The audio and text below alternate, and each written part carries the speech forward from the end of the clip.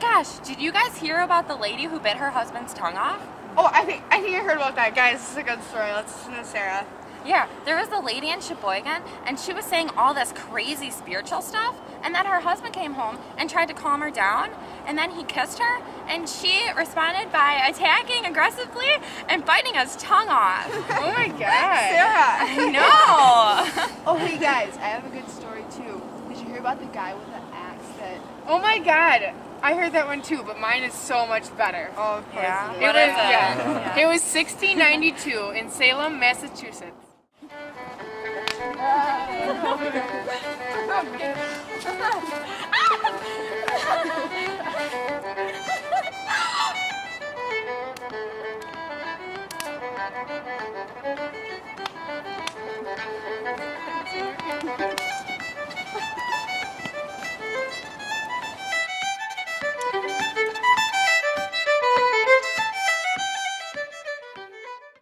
The year is 1692 Salem. Reverend Paris, the minister of the town, is praying at his daughter's bedside. Paris is the leader of the town. The town of Salem is a theocracy, meaning that religion and government are viewed as one, putting the minister in a very high position. Betty, Paris's daughter, fainted after Paris found her and her friends dancing in the woods, and she remains ill in her bed. While praying, Paris's servant Tituba enters. She is from Barbados and is seen as an outcast in the town. Paris saw her dancing in the woods with the girls. It was said that she was conjuring spirits over a fire. Upon entering the room, Tituba seems nervous. She asks Paris if her Betty is okay. Paris, angry at Tituba for what she has done to his daughter, yells at her and threatens to whip her. Tituba then leaves the room, scared out of her mind. Abigail then enters. She is Paris's niece, who is strikingly beautiful, yet deceitful in her ways. She is one of the girls found dancing in the woods. She informs Paris what the doctor had to say about Betty's condition. Abigail says that the doctor told her that there was no medical treatment that would help, and maybe the illness was due to unnatural causes. This insinuates witchcraft had something to do with Betty's fainting. Paris wants no rumor of witchcraft to be brought up in his household. He is a man of God, and he doesn't want to give these people that do not like him or agree with him a reason to kick him out of the town. He informs Abigail that he has sent for Reverend Hale of Beverly to confirm that there is no witchcraft about. Abigail then begs Paris to put an end to the rumor of witchcraft in Salem and to tell the townspeople that witchery is not the cause of this. Abigail admits to Paris that she and the girls danced in the woods, but she knows she will be punished if she tells him anything else she has done. Then Paris confronts Abby about a rumor he had heard as to why she was fired as a servant at the Proctor's house. The Proctors are a middle-class couple that have good credibility throughout the town. Abby, covering up the truth, tells Paris that Proctor fired her because she would not work as a slave for Elizabeth. Then Paris, not fully believing her, continues to question. He asks Abby why she still has not found another job. Abby blames it on Paris, saying that he is just complaining because he has to support her financially, because she was orphaned as a child. Mr. and Mrs. Putnam frantically enter Betty's room. Mrs. Putnam hurries to Betty's bed, and Mr. Putnam follows. The Putnams are a middle-aged couple who have only one child but have experienced 7 miscarriages. Mr. Putnam explains to Paris that their daughter Ruth has also not woken since she was found dancing.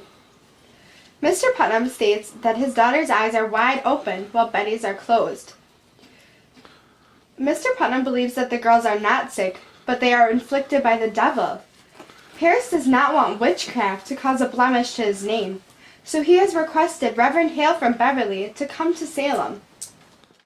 Mercy Lewis, an 18-year-old servant to the Putnams, comes to check on Betty. Paris leaves with Mr. and Mrs. Putnam to pray with the village. Abigail then returns to Betty's room and discusses with Mercy. Abigail hurriedly admits to Mercy that Paris knows that the girls danced, Tituba conjured spirits, and that someone was naked. Abigail is interrupted when Mary Warren enters. Mary Warren is the new servant to the Proctor family and is a 17-year-old naive girl. Mary Warren expresses that the girls need to confess for dancing, but Abigail demands that the girls confess nothing. Abigail tries to wake up Betty by lying that she told Paris everything. Betty stumbles to the window and tries to fly. While Betty's awake, she reveals that Abigail attempted to drink blood to kill Mrs. Proctor, which causes Abigail to reiterate that none of the girls should say anything about what they actually did. Mr. Proctor is a farmer in his mid-30s, and he enters the room. He is strong of body, even-tempered, and not easily led. In Proctor's presence, a fool felt his foolishness instantly. But as we shall see, the perpetual manner he reveals does not come from an untroubled soul. He is a sinner not only against the moral fashion of the time, but against his own vision of decency. Afraid of Proctor and strangely fascinated, Mary Warren and Mercy Lewis depart from the scene. Abigail stands tiptoed, absorbing John's presence. As Abigail maintains fixed eyes on John Proctor, she comments on his great strength and powerful body. Proctor ignores her attempts of flirtation. Instead, John asks Abigail of the mischief that has taken place. With a nervous laugh, Abigail explains Betty has only gone silly. John then mentions that the town's mumbling witchcraft. Abigail again laughs and comes a little closer toward John and says that they were only dancing in the woods. John's smile widens as a thrill of laughter escapes Abigail.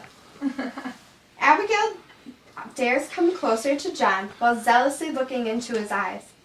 As Proctor takes a step to go, Abigail pleads for John for a soft word. John's smile is destroyed.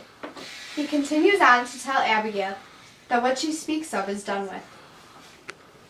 Psalms are being sung in the parlor below.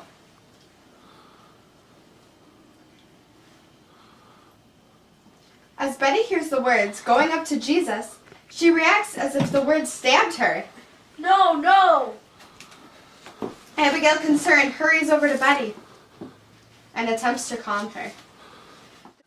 The singing stops, and Paris rushes up the stairs to Betty's bed. The Putnams follow. Rebecca Nurse enters next. She is an older, pious woman who is known for her gentleness in the village. Paris pleads with Rebecca to calm Betty down as Giles Corey loudly enters. Giles is an 83-year-old muscular man who is well respected in the village. Rebecca walks over to the bed and quiets Betty with solely her presence. Mrs. Putnam, who is astonished, asks Rebecca if she will try to wake Ruth. Rebecca wisely replies that Ruth will wake with time, then asks Paris if he has decided to search for loose spirits. It is revealed that Paris has called for a minister to look for devils. Proctor thinks that there is no need for a minister in Salem, and the men start to yell, but Rebecca calms them all down. She suggests to send Hale home as soon as he arrives, and to look to themselves for the problem instead of witchery. The Putnams, bitter from their loss of all but one child, command Paris to tell Hale to search for witchcraft. Putnam then accuses Proctor of never being at church, and Proctor says it is because of Paris's preaching style. Paris throws a fit that he does not receive enough money for what he does. Proctor argues that Paris's wages are fair. Paris defends himself by saying that he is a graduate from Harvard, not a poor farmer, which shows that he is arrogant. Paris proves he understands that he is not well liked in the village by demanding a house to guarantee that he will remain in Salem. Rebecca Nurse silences them.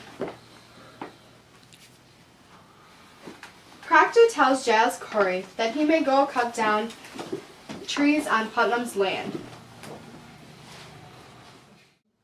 John Hale, the Reverend of Beverly, stumbles into Betty's room. He is a middle-aged man that has a history of sentencing 17 witches to be hanged. He exchanges regards with Paris, Rebecca, Mr. and Mrs. Putnam, and Proctor. Proctor, uninterested, decides to leave. Hale then goes on to study Betty, but is interrupted by Mrs. Putnam. She admits to asking Tituba to conjure spirits, which catches Hale's interest. Hale then returns to Betty, and Paris mentions seeing a kettle with something moving in it. Abigail denies any allegations. As Tituba walks in, Abigail immediately accuses her of witchcraft. Hale then pressures her into confessing. Tituba then claims that there are more witches, confirming the suggested names of Sarah Good and Sarah Osborne, who are both poor women of Salem. Abigail begins to name more people she saw with the devil. Betty then wakes up and joins Abigail in accusing 10 more.